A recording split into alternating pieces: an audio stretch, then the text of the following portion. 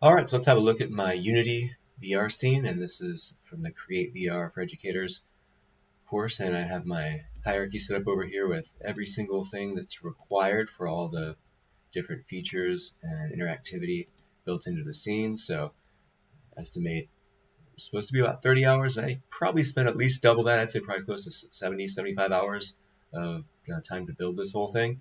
But let's see what it looks like once we get into VR. So I'm going to hit my play button here. Okay, I'm going to try not to run into anything while I'm doing this. Let's go ahead and read my little prompt here. So welcome to our VR room. Use the thumbsticks and primary control buttons to access rays. So I'm hitting my rays now with my left and right, and I've got my joysticks working where I can snap left and right.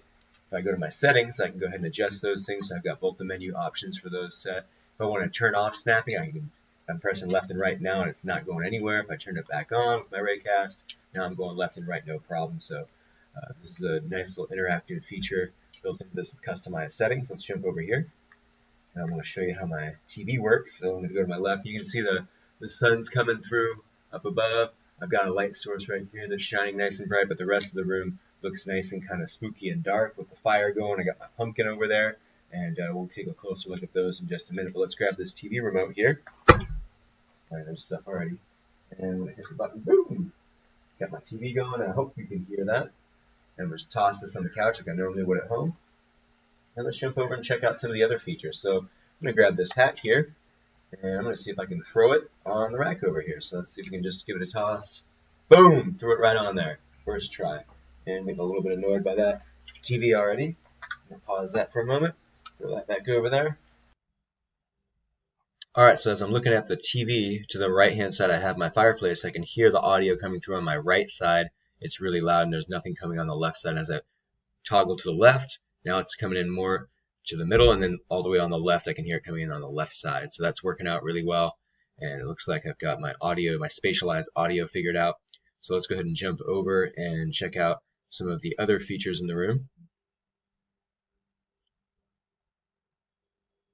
So I've got a mirror set up over here, and you can't see anything because I'm invisible, but let's go ahead and put my hat on. Jump over here, grab my hat, put that on my head, and let's take a look. Now I can see in the mirror. Woo! Yeah! Now we're rocking. And we've got some fun features up here. Let's go ahead and grab that.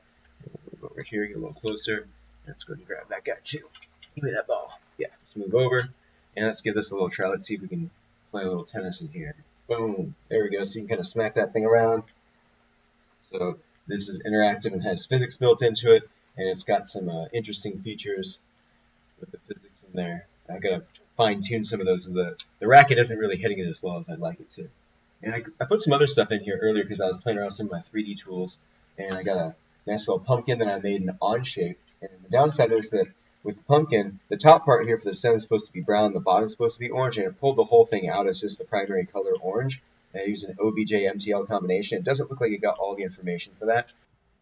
Alright, so this model up here I actually sculpted today in a new tool called Nomad Sculpt, and I was able to make this kind of punk rock looking troll, but none of the colors actually came through. It's just a single color clay.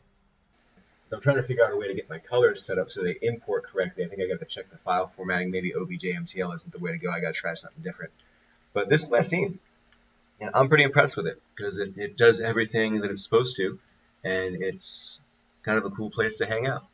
So that's my VR scene in Unity. It's my first go, and I'm really looking forward to seeing how I can do some further development in the future.